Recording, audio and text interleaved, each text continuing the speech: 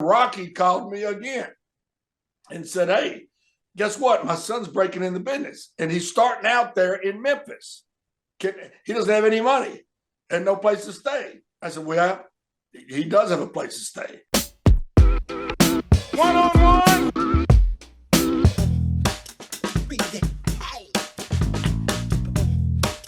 Today, we've got a very special guest here on 101. He has managed superstars such as Sid Vicious, Kamala, Mr. Hughes, Adam Bomb, Savio Vega, Bertha Faye, and Giant Gonzalez, just to name a few, because I'm sure there's plenty more.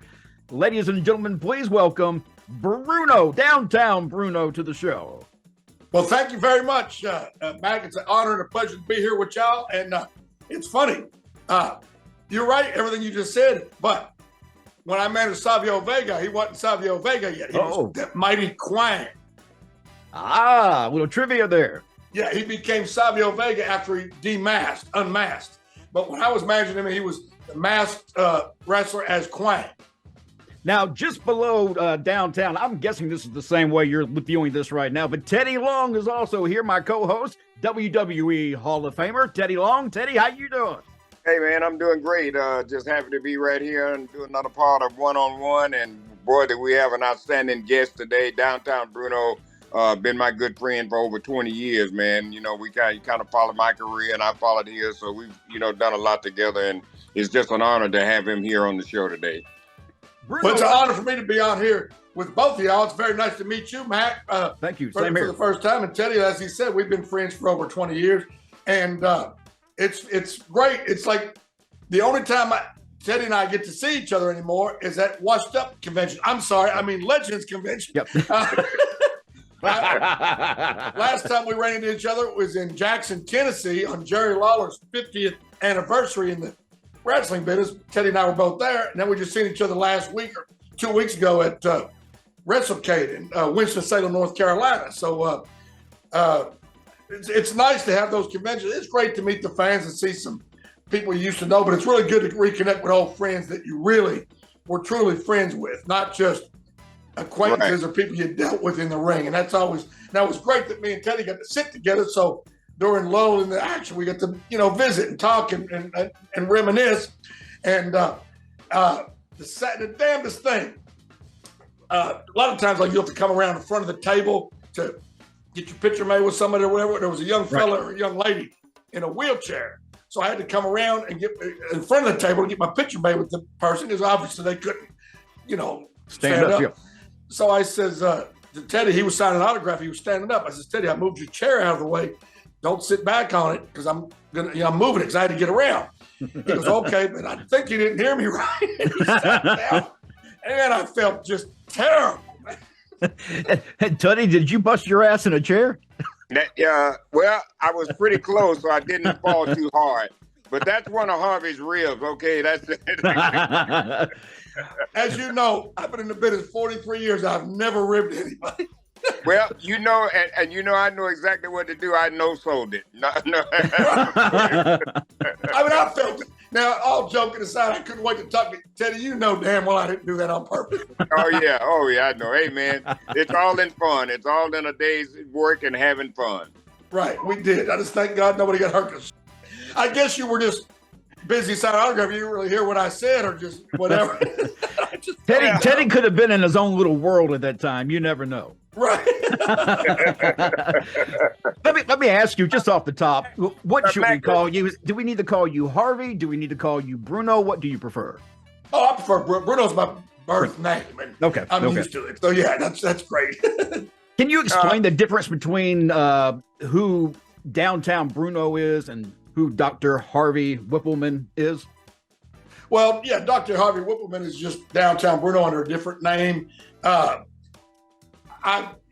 all I can say. I dress a little bit different, but other than that, pretty much the same. Just, in WWE, managing is a little different. It's a lot more structured and a less ad lib, you could say, as I did when I was managing in other places, specifically Memphis, which was my bread and butter for all the years, my break. And I worked Alabama, Louisiana, Kansas City, Hawaii. Every organization has got a different style. In Memphis, I can pretty much call my own spots. If I felt like there was a spot I could get involved in a match, I would do it. But as Teddy will tell you, as another, longtime manager, WWE, it's a lot more structured. So really, I was just in a different, it's like getting traded from one football team to another. Maybe the Raiders have a certain style for their defense or whatever, and you go to the Kansas City Chiefs. You know what I mean? It's just same game, just different leadership, I guess you could say. I got you. Teddy, what were you going to say? I'm sorry. Just before I wanted to mention, before we really get started and get to going here, I wanted to mention, let's say our prayers for Barry Windham. Yes. I heard somebody had suffered a heart attack or something like that. So he was he was in the Atlanta airport and suffered a massive heart attack at the Atlanta airport. Yeah, no. Oh yeah, and so with Barry, guy, certainly a great, nice guy. I remember working with him in WCW back in the day. So I just wanted to mention that. Let's pray for Barry and hope he gets a speedy recovery. Oh, thank God. That was my next question. So he's in hospital care, obviously. Then he's in ICU right now. Yep. Well, thank God. I was scared to death. I was going to hear. You know what I was going to say. But thankfully, I got you. Yep. Well, and the other thing too, Mac, before we get going too, I wanted to mention a lot of people may not know this, and I'm really glad that we've got Harvey here on the show. There's a TV series called Little Rock, and a lot of people, I guarantee you, they have no idea that the man that they're looking at here, Harvey Wippleman, is one of the guys that have worked behind the scenes and is certainly responsible for the making of that TV series. And I know people would know that, and that's what I really wanted to bring Harvey on, so Harvey could let everybody know, this guy here is real smart. Okay, don't let that look fool you. Okay, this guy here is really smart. And Harvey, if you can you kind of brief us just a little bit and tell us how that got started and how Rock didn't forget about you? That's another thing too. Let me say congratulations to Rock. A guy never forgets where he come from, and there's so many of them in this business that forget where they come from. And Harvey, he didn't forget about you, and God thank him, man. That is a blessing. So tell us a little bit about that, Harvey. Okay, I'll tell you what, it's really something. Just a lot of people know this from watching Young Rock or from reading, Dwayne's postings on his various social media. But for those that don't, I've known Dwayne since he was a child. Basically, Rocky Johnson was whose dad was fundamental in breaking me into the business, getting me going in this profession that I've been in, thankfully, for 43 years now, going on 44. So Rocky brought me to Hawaii in the world's worst at years, but I think it was 83. I started the business in 79. I was in Kansas City working for a guy that I'm sure you, if not worked for, know of, Bob Guy. Yes. And he was a great guy, and I loved it. I loved being there. I was still young, not even 20 years old yet. But I was there putting up the ring. I was refereeing. I wanted to be a manager. So he finally let me try managing, but he had me standing there at ringside with a suit and tie. Didn't want me to do anything except maybe if I was involved in the outcome of a match or a spot, get up and do it and go stand in the corner again or sit in a chair.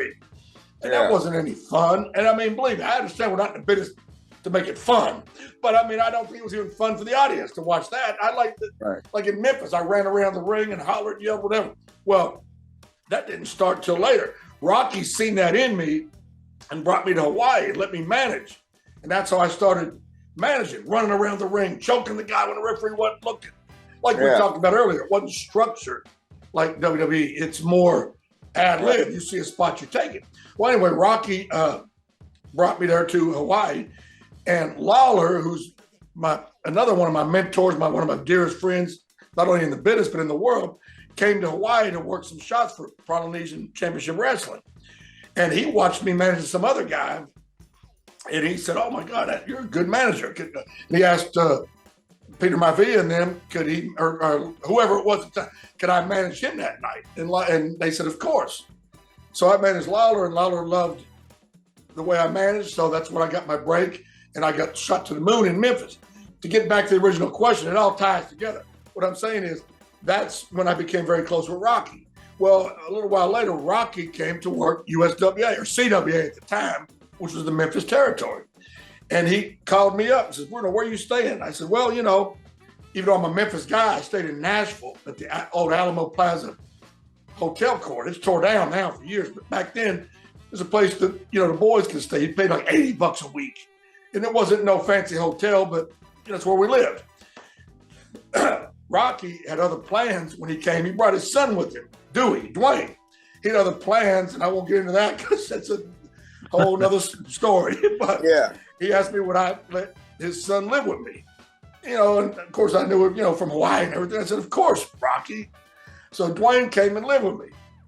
Never, expected it. Like I seen somebody put on the internet the other day, I laughed. It said, can you believe it? His dad dropped him off at a seedy motel in the seedy part of town, has downtown Bruno for a father figure. That was our deal. And so Dwayne lived with me at the Alamo Plaza, and he loved to drive. And he was already 6'2" or whatever. He loved to drive. Well, I loved to drink beer. And back then I was a problem drinker, I ain't gonna lie. So we had an arrangement. At night, after the towns, we would drive to Lower Broadway in downtown Nashville.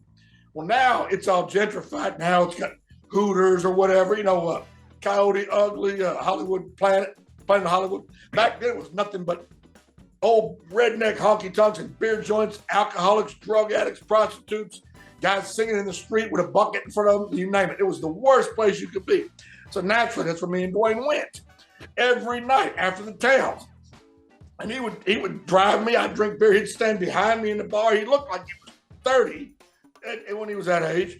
So anyway, we got real close, and that was what we did. So one night, Rocky came down. It was in Nashville for whatever reason, instead of staying where he was staying. And he wanted to stay with me and Dewey that night. So I said, okay, well, we're getting ready to go out drinking. He goes, no, y'all ain't. You ain't going. What do you mean you're going out drinking? I said, don't worry, Dewey will drive. He goes, no, you ain't going. You're staying right here. And he says, I'm going to take your keys away to make sure. So what happened was Bob Owens, another old-time wrestler, he's not with us no more. He came over that night to visit. Rocky and him got drunk. They both went to sleep. So Dewey stole Bob Owens' keys, and we drove downtown anyway. We said, they'll never know they're passed out drunk. We got up at 4 o'clock in the morning. And there was Bob Owens and Rocky sitting on the little balcony in front of the hotel. I was, we're in trouble now. But anyway, long story short, that's how me and Dewey got to be so close back then. We spent all our time together because nobody knew he was Rocky's son. Because, of course, Teddy will tell you, and I'm sure you know, back in those days, kayfabe was important. Babyface and heels was not seen together, period. But nobody knew he was Rocky's son. Right. So they just thought he was this big Puerto Rican guy hanging out with me. Well, Harvey, tell me this. How did you, was that call from Rocky to do the TV series, was that just out of the blue, or did they give you the heads up on that, or how did you get that call? Yeah, I'll tell you that too. Yeah, I'll tell you the whole thing. But anyway, I'll say this is funny. Everybody thought Dwayne was Puerto Rican when we was back then, because nobody in Tennessee ever met a Samoan, and of course he's half black, but half, light skinned, so they thought he was Puerto Rican. But anyway, I thought that was kind of funny. And I said, no, he's not Puerto Rican. Yeah. But anyway, it's funny. We were always close over the years. Like when he was WWE champion and whatnot, I used to bring him his meals, and if he had to rent a car to be returned, I'd do it. We always stayed close. But naturally, his movie schedule got him. I hadn't heard from him in quite some time, except for occasional birthday text or something. And I understand that. And I do know that in a way, I was like, miffled, and I didn't hear from him for a while. And I said, but I know he's busy. I was walking down the street right out here in front of my house. I'm at my house right now. I was walking down the street. Normally, I don't bring my cell phone with me when I take my walk, because that's my time. I take a walk every morning and every evening. Not that anybody cares, but I'm just sitting building up to the story. But I never bring my cell phone because that's my time, to just nobody bother me, whatever. Yeah. I don't remember what the reason was. I might have been waiting on a phone call, or I might have been whatever. I had my cell phone with me. Walking down the street, and the phone rings. It's a number I didn't recognize. Normally, I wouldn't pick it up. There's somebody trying to sell me a warranty for my car, which I don't need, or pay off my student loans, which I never went to school. So, whatever. So I says, who is this? He goes, this is a voice from the past. And I didn't recognize it at first. I said, okay, who is this? He goes, you remember Dewey? I said, oh my God, Dewey, what? And we got to talking. And he said, we're going to do a show called Young Rock about my childhood and my upbringing and my, rise up into business and up into Hollywood, whatever. I said, oh, that's fantastic. And he says, as me and the writers and producers were going over the script or whatever you call it for the show, your name kept coming up. Where did you live when you were young? I lived with Bruno.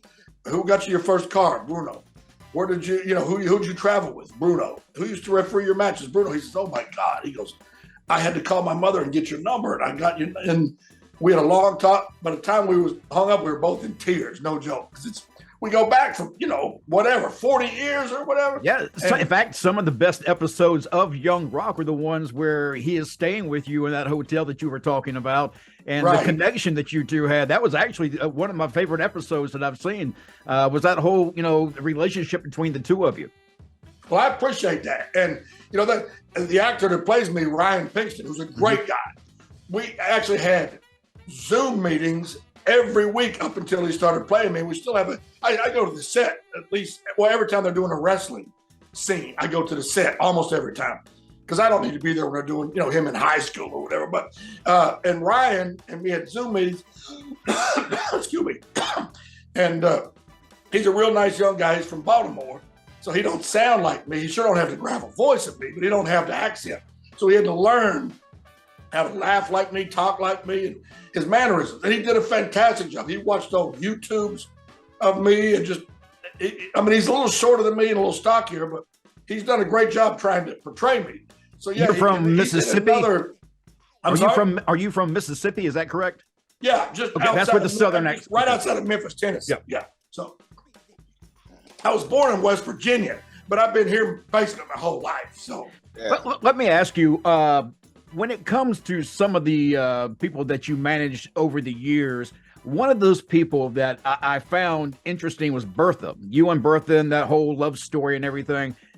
I don't think most people would know, though, you and Bertha weren't exactly meshing too well behind the scenes.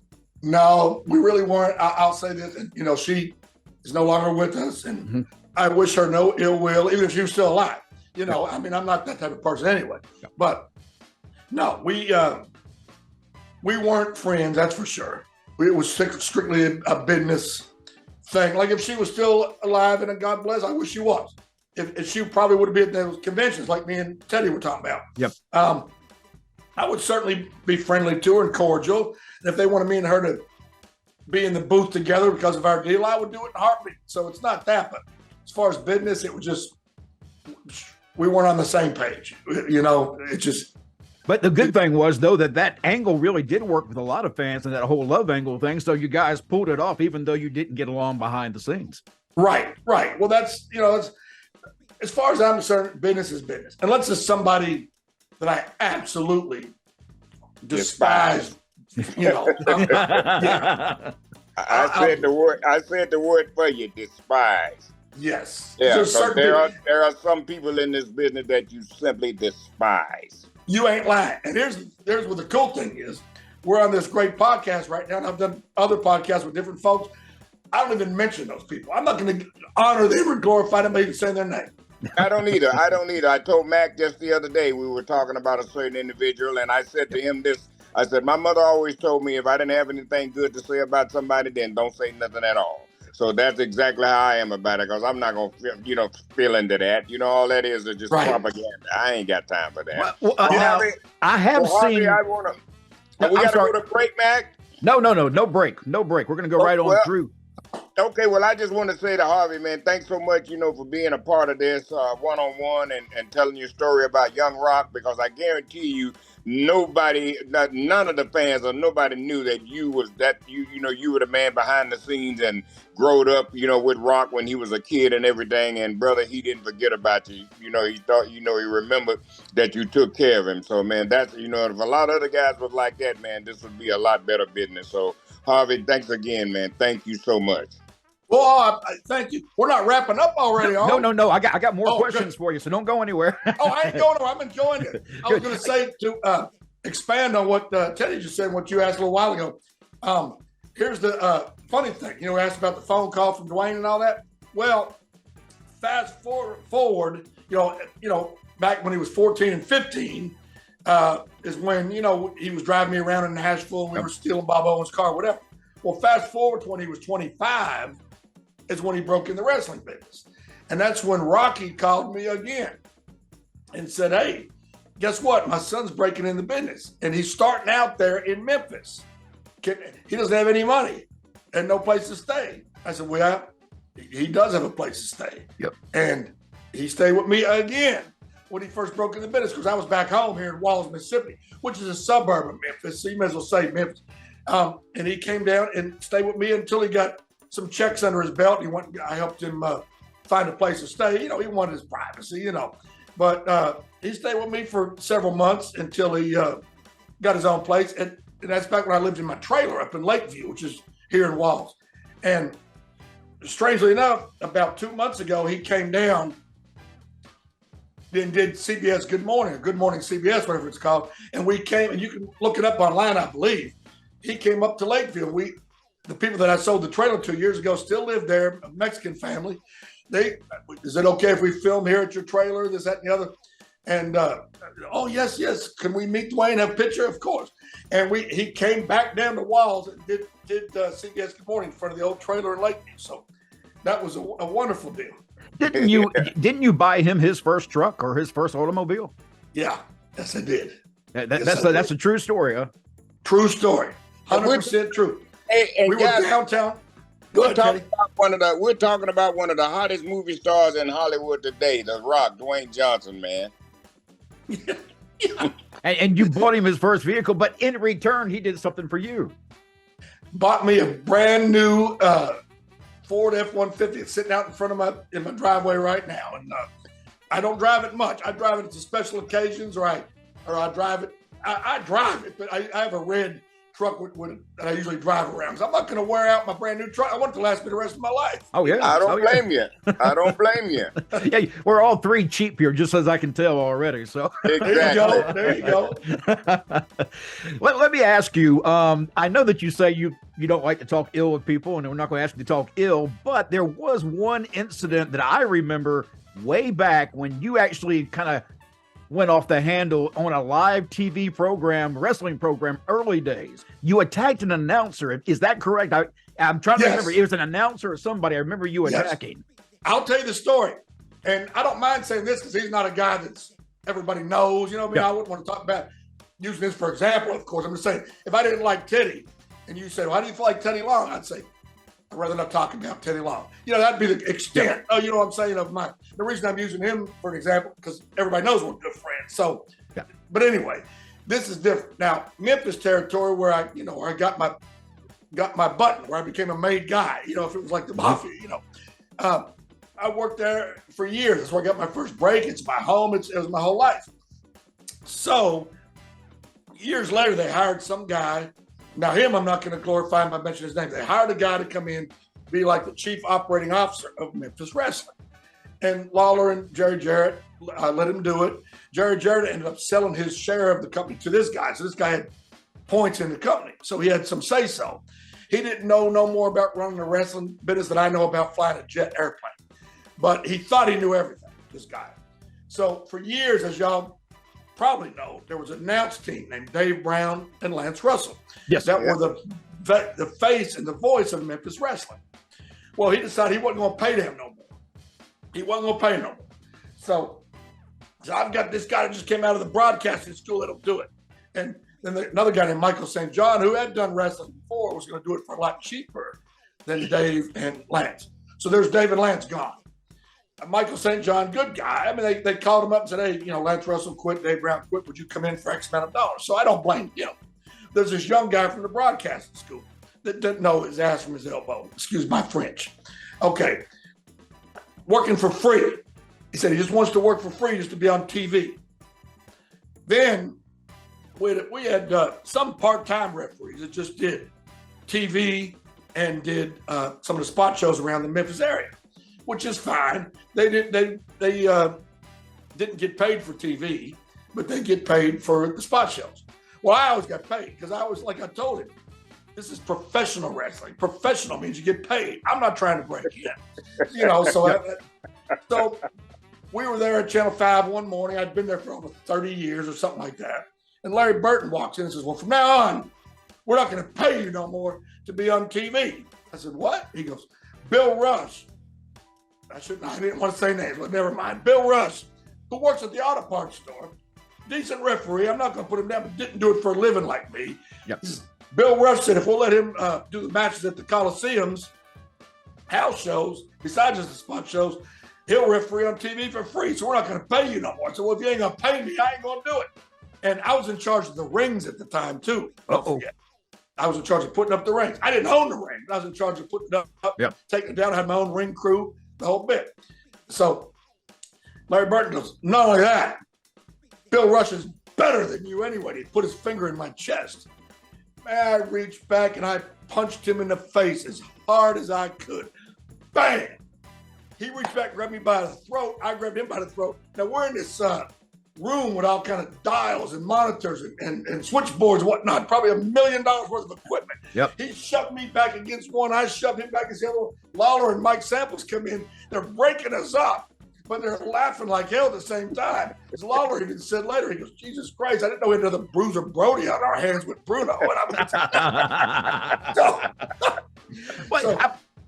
I'm sorry. I was going to say when that happened, the story kind of really didn't go too far. You had like one blow-off match maybe or something. Was that true?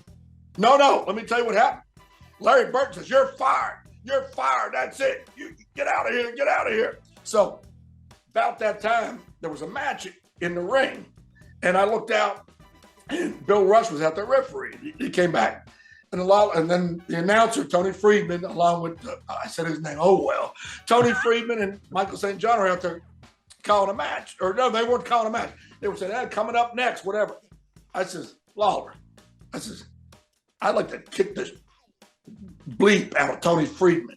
He goes, run out there and do it on TV. I said, are you serious? He goes, I dare you. I says, hold my glasses. I ran out, dived over the desk on live Memphis TV. That's what I remember. Yes, and it's on YouTube. It says, when downtown Bruno attacks. I didn't put it on there. Somebody else did. But I ran out there and I beat the bleep out of that son of a gun. I beat him to the point where his head was swollen up like a foot. I was hitting him in the top of the head. And they all came out, and James Beard is a great guy, but he was working there. He came out with two of the referees to pull me off of this guy. They finally did. And Bill Rush was one of the guys, the one that took my spot. So they're pulling me back. Bill Rush sucker punches me on live TV. Oh, no. Yeah. Knocked me on the floor. So anyway, long story short, there was no blow off or nothing. I was gone. Okay. So this goof named Tony Myers, boy, I'm not even drinking. I'm drinking this guy named Tony Myers, who was a job boy, who I got him into Memphis wrestling too. He says, I'll take over the rings. I'll take over the ring. The next Saturday morning, don't forget this is live TV. The next Saturday morning, the ring fell down on live TV because he didn't have a clue how to put it up properly or fix it if something went wrong.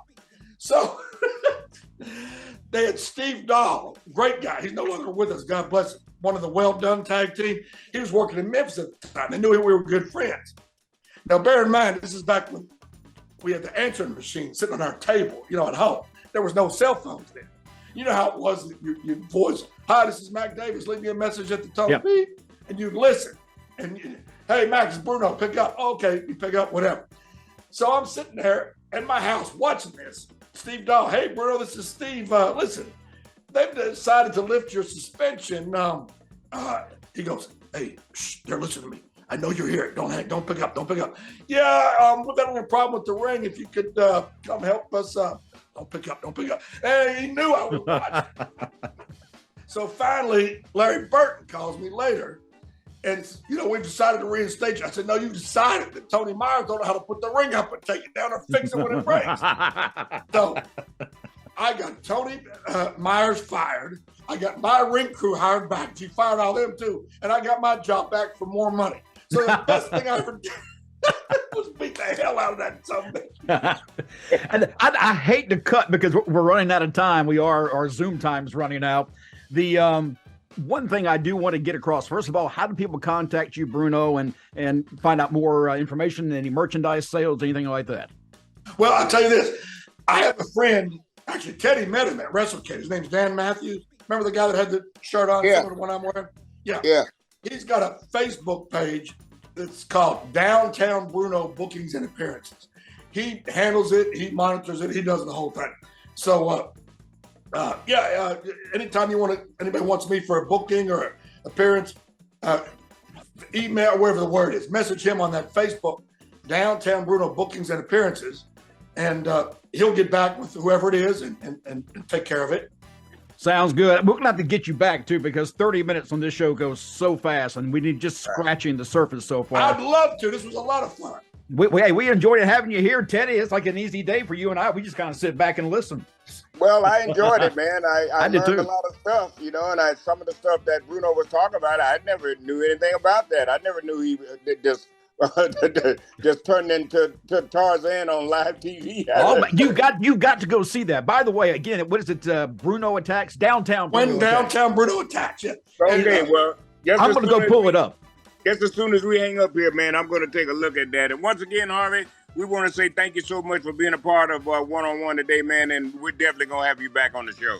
Hey, I'd love to come back. And right quick before we get through, if y'all would contact that message board I told you about, Downtown Bruno Bookings and Appearances, and Dan will put it on there about when this is going to air so people can watch it. Okay, well, Mac will take care of all that for you, brother. Don't worry. And we'll put it down at the bottom, put the credits, and so people will know exactly where to get in contact with. Thanks, my friends. Call anytime. Thank you, brother. Right, we appreciate it. I'm Mac Davis. Bye-bye for now.